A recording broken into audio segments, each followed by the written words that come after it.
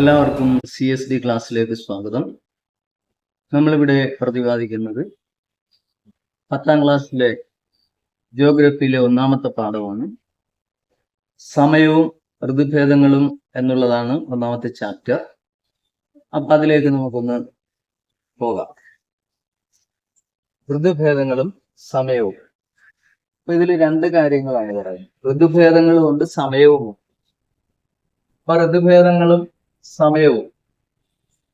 ഋതുഭേദങ്ങൾ എന്ന് പറഞ്ഞാൽ നമുക്കറിയാം, വ്യത്യസ്ത ഋതുഭേദങ്ങൾ ഉണ്ടാകുന്നു. വ്യത്യസ്ത ഋതുഭേദങ്ങൾ എന്ന് പറഞ്ഞാൽ വ്യത്യസ്ത സീസണുകൾ അനുഭവപ്പെടുവാനുള്ള കാരണം എന്താ?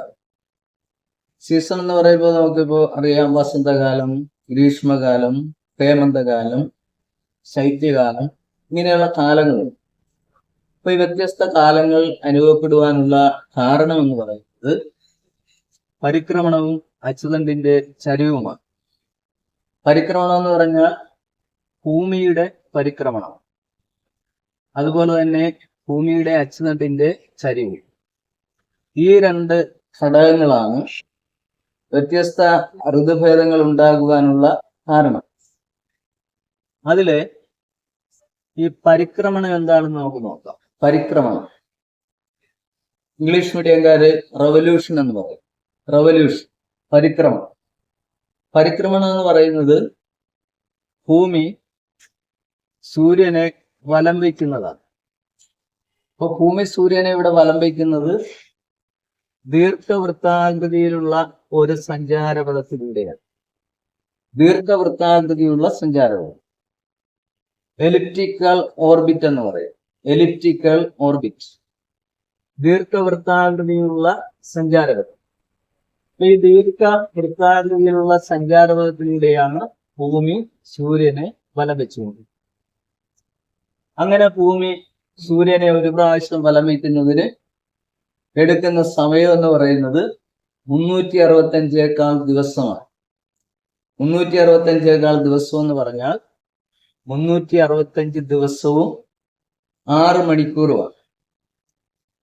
ഭൂമി ഒരു റൊട്ടേഷൻ പൂർത്തിയാക്കുന്നതിന്, റൊട്ടേഷൻ അല്ല, റവല്യൂഷൻ പൂർത്തിയാക്കുന്നതിന് എടുക്കുന്ന സമയം എന്ന് പറയുന്നത് 365 ദിവസം. അപ്പൊ ഇതാണ് പരിക്രമണം.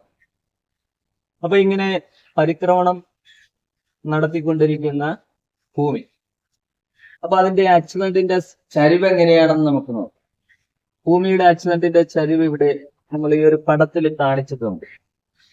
അച്ചുതണ്ട് എന്ന് പറയുന്നത് ഇങ്ങനെ ഇരിക്കുന്നതാണ് അച്ചുതണ്ട്.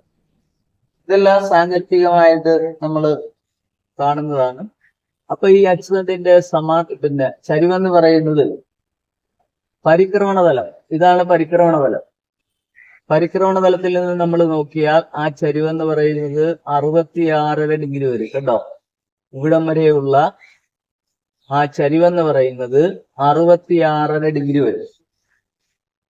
അപ്പൊ ഭൂമിയുടെ അച്ചുതണ്ടിന് പരിക്രമണതലത്തിൽ നിന്നുള്ള ചരിവെന്ന് പറയുന്നത് 66 ഡിഗ്രിയാണ്. അതേപോലെ തന്നെ ഈ അച്ചുതണ്ടും അത് ലംബതലത്തിൽ നമ്മൾ നോക്കുകയാണെങ്കിൽ ഈ അച്ചുതണ്ടിന്റെ ചരിവെന്ന് പറയുന്നത് ലംബതലം. ഇതാണ് ലംബതലം, ഇത് പരിക്രമണതലം. ഇപ്പൊ ലംബതലത്തിൽ നിന്നാണ് നമ്മൾ നോക്കുന്നതെങ്കിൽ അത് ഇത്രയേ വരുന്നു, 23.5 ഡിഗ്രി. അപ്പൊ ഭൂമിയുടെ അച്ചുതണ്ടിന്റെ ചരിവെന്ന് പറയുന്നത് ലംബതലത്തിൽ നിന്നാണെങ്കിൽ 23.5 ഡിഗ്രിയും പരിക്രമണതലത്തിൽ നിന്നാണെങ്കിൽ 66 ഡിഗ്രി ചരിവുമുണ്ട്. അപ്പൊ ഇതാണ് അച്ചുതണ്ടിന്റെ ചരിവ് എന്ന് പറയുന്നത്. അപ്പൊ ഈ അച്ചുതണ്ടിന്റെ ചരിവ് ഭൂമി അതിന്റെ പരിക്രമണ വേളയിൽ ഉടനീളം നിലനിർത്തുന്നു. അത് നമുക്ക് ഈ പടത്തിൽ കാണാം. അതുകൊണ്ട് 4 പൊസിഷനാണ് കൊടുത്തിരിക്കുന്നത്. ഈ 4 സ്ഥാനങ്ങളിലും ഭൂമി അതിന്റെ അച്ചുതണ്ടിന്റെ സമാന്തരത ഒരുപോലെ നിലനിർത്തുന്നു. അപ്പൊ ഇങ്ങനെ ഭൂമിയുടെ പരിക്രമണവും അച്ചുതണ്ടിന്റെ ചരിവുമാണ് എന്തിനു കാരണമാകുന്നത്? വ്യത്യസ്ത ഋതുഭേദങ്ങൾ ഉണ്ടാകുന്നതിനുള്ള കാരണം. അപ്പൊ ഡിഫറൻറ്റ് സീസൺ ഉണ്ടാകുവാനുള്ള റീസൺ എന്ന് പറയുന്നത് റവല്യൂഷനും inclination of the earth axis, അച്ചുതണ്ടിന്റെ ചരിവുമാണ്. അപ്പൊ പരിക്രമണവും അച്ചുതണ്ടിന്റെ ചരിവുമാണ് ഋതുഭേദങ്ങൾ ഉണ്ടാകുവാനുള്ള കാരണം. ഇനി ഭൂമി എന്ന് പറയുന്നത് ഇങ്ങനെ സൂര്യനെ പരിക്രമണം ചെയ്തുകൊണ്ടിരിക്കുമ്പോൾ ഭൂമി സൂര്യനോട് അടുത്ത് വരുന്ന ദിവസവുമുണ്ട്, ഏറ്റവും അകന്നു നിൽക്കുന്ന ദിവസവും. ഭൂമി സൂര്യനോട് ഏറ്റവും അടുത്ത് വരുന്ന ദിവസം എന്ന് പറയുന്നത് ജനുവരി 3 ജനുവരി 3 എന്ന് പറയുന്നത് ഭൂമി സൂര്യനുമായിട്ടുള്ള അകലം മറ്റു ദിവസങ്ങളെ അപേക്ഷിച്ച് അടുത്ത് നിൽക്കുന്നു. അപ്പൊ ഇതിനെയാണ് സൂര്യ സമീപ ദിനം അല്ലെങ്കിൽ പെരിഫലിയൻ എന്ന് പറയുന്നത്. അപ്പൊ സൂര്യ സമീപ ദിനം എന്ന് പറയുന്നത് ജനുവരി 3 ഭൂമി സൂര്യനോട് ഏറ്റവും അടുത്ത് നിൽക്കുന്ന ദിവസം. അതുപോലെ തന്നെ ഭൂമി സൂര്യനിൽ നിന്ന് അകന്നു നിൽക്കുന്ന ദിവസമുണ്ട്, അത് ജൂലൈ 4. അതിനെയാണ് നമ്മൾ സൂര്യവിദൂര ദിനം അല്ലെങ്കിൽ അഫ്കലിയൻ എന്ന് പറയും. അപ്പൊ സൂര്യവിദൂര ദിനം അല്ലെങ്കിൽ അഫ്കലിയൻ എന്ന് പറയുന്നത് ജൂലൈ 4. അപ്പൊ ഇത്രയും കാര്യങ്ങൾ നിങ്ങൾക്ക് മനസ്സിലായിട്ടുണ്ട്. നമുക്ക് അടുത്ത ഭാഗത്തിലേക്ക് കടക്കാം.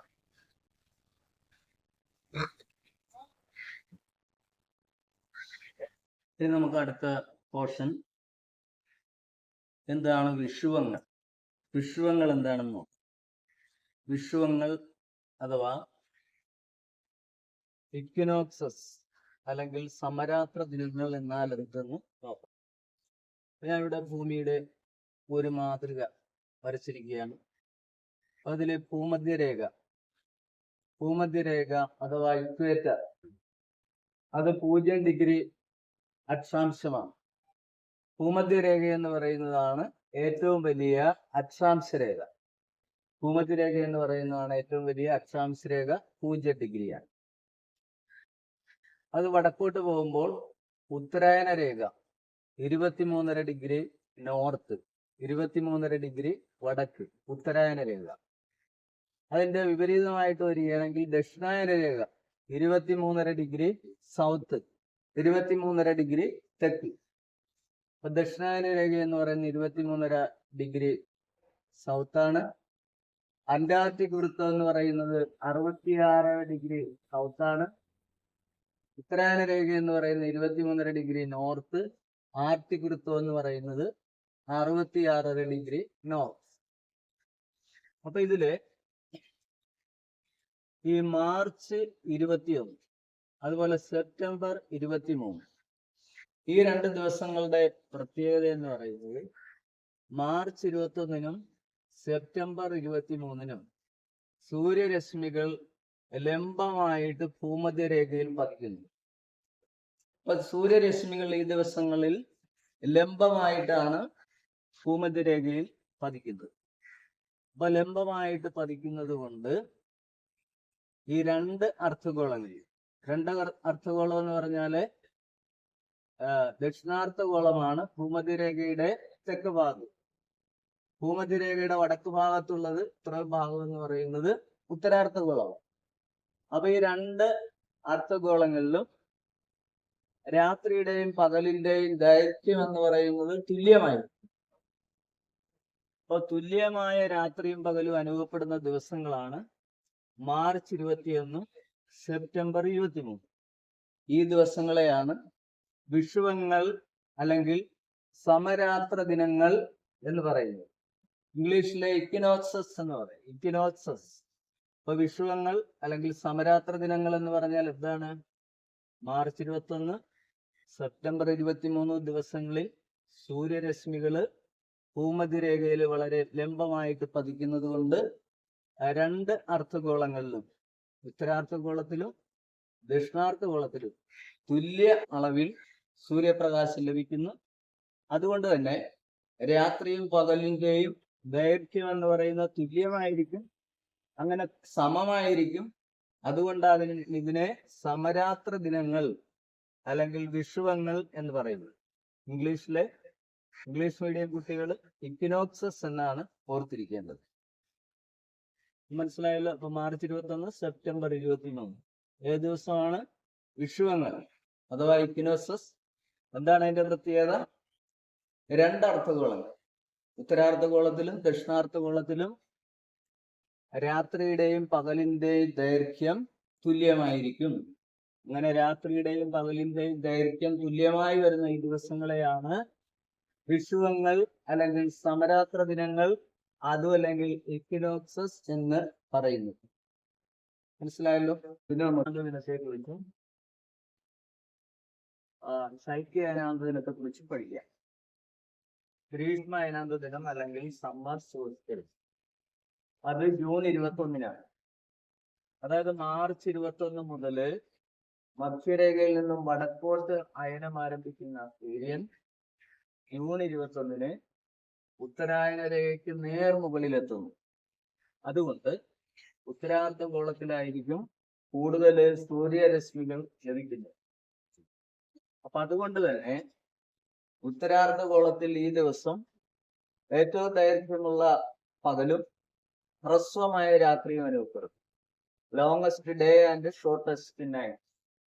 അപ്പൊ ഇങ്ങനെ ദൈർഘ്യമേറിയ പകൽ അനുഭവപ്പെടുന്ന ദിവസമാണ് ജൂൺ 21, ഉത്തരാർദ്ധഗോളത്തിലാണ്.